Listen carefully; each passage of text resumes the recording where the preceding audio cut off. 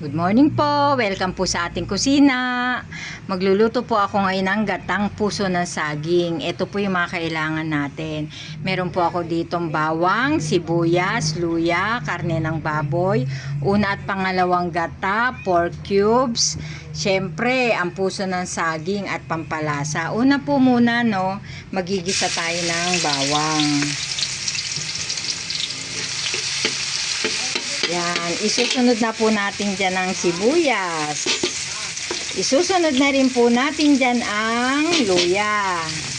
Ganon din ang ating sahog, kapirasong baboy.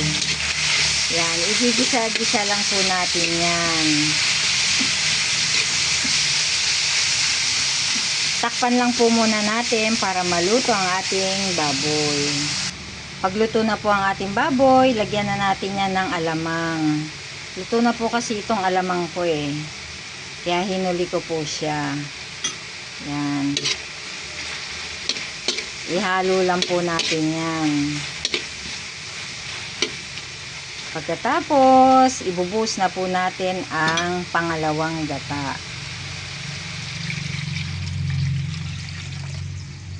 Lagyan na po natin yan ng pampalasa.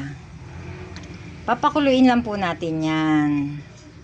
Pag kumulo na po ang ating pangalawang gata, ibuhos na natin itong ating puso ng saging. Ang ginawa ko po dito, hiniwa ko siya ng maninipis.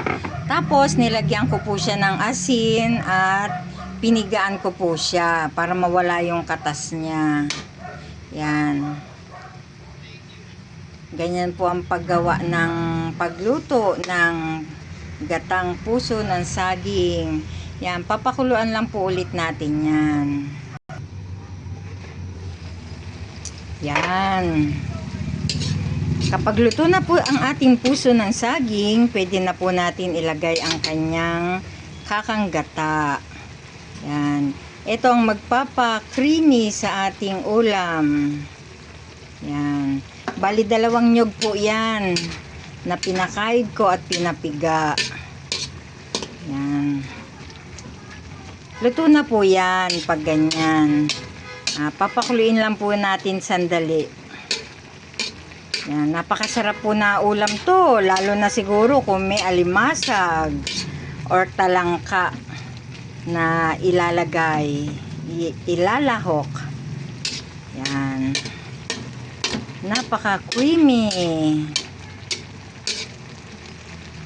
Lagyan natin ng siling haba sa ibabaw para pampaakit ng customer. Yan. Luto na po ang ating gatang langka. Pwede na to. Kain na po tayo.